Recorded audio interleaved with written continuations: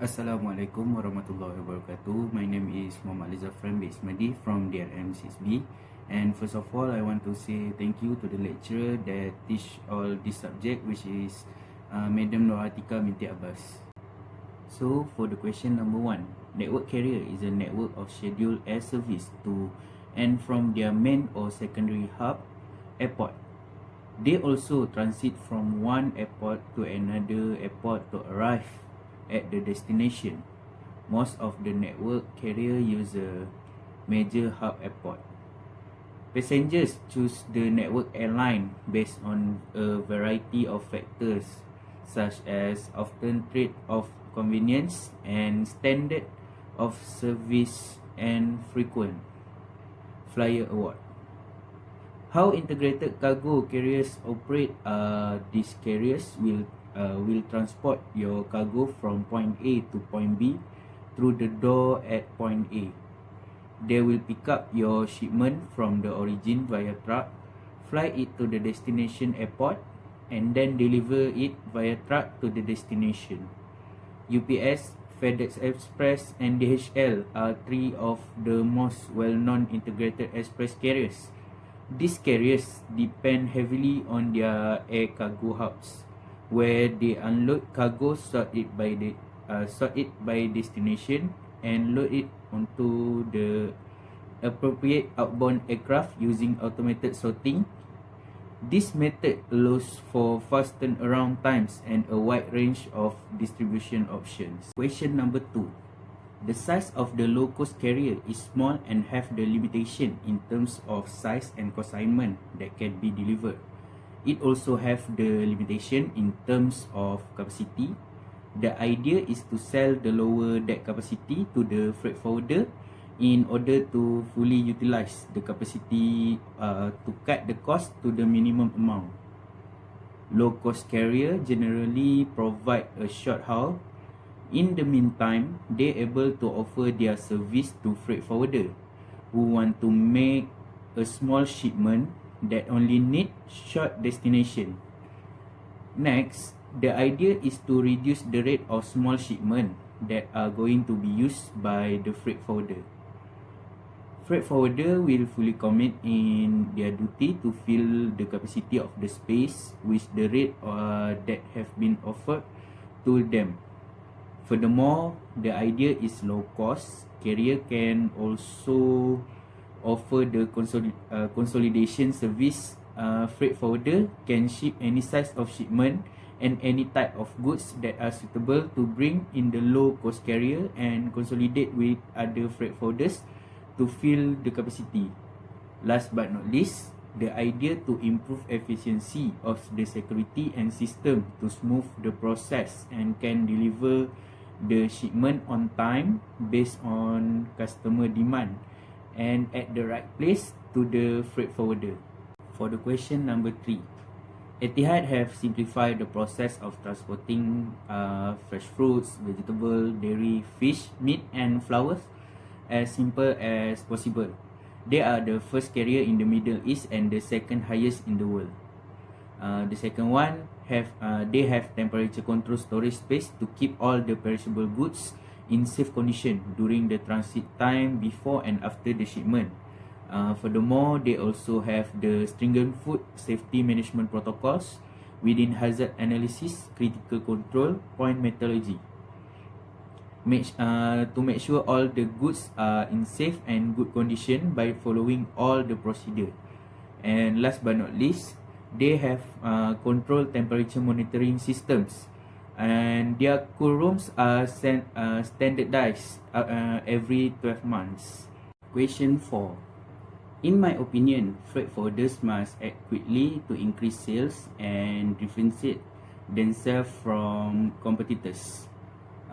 Regardless of a freight forwarding company's size or global reach, many other factors can help it become more popular with customers. A successful business means you were able to attract and convert your target market into customers through factors. The higher the demand, the greater the market will grow.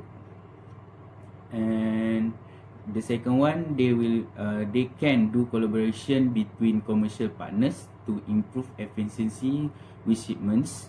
The airlines company can offer services to a country that need for emergency freight or critical international air freight assistance, such as during this pandemic COVID-19. Furthermore, they need to recognize the market. A freight forwarder needs to analyze and understand about the market to reach success. Having an effective communication is the step number 1 to make people engage with your company. A team with wide experience in freight forwarding understands what your target audience is looking for. And next is efficient networking. Communication is key to success in the freight forwarding business. Agents need to be in contact with other agents around the world to make freight happen efficiently. The most successful freight forwarding businesses are members of logistic networks. Last but not least, improve communication and focus on core routes. Defining optimal customer communication channel is critical to planning air cargo capacity. Counting with basic information such as consignment details and readiness of freight for pickup as early as possible enables decision makers to efficiently prepare their shipments in the current volatile period. Ensuring adequate information flow helps in managing customer expectation. For the question number 5, the gross domestic product or GDP is an indicator of a country's economic production. Countries with higher GDPs produce a greater amount of goods and services and have a higher standard of living in general. As a result, many people and political leaders regard GDP growth as a significant indicator of national progress, often using the terms GDP growth and economic growth interchangeably. However, due to numerous limitations, many economists argue that GDP cannot be used as a metric for overall economic success, let alone the success of a society as a whole. GDP data, which is widely accepted as an indicator of a country's economic growth, is one of the most important factors influencing air cargo demand. For a long time, the relationship between air cargo and GDP has been known in the air transport industry. The expansion of global air cargo transportation and the expansion of the economy are moving in tandem.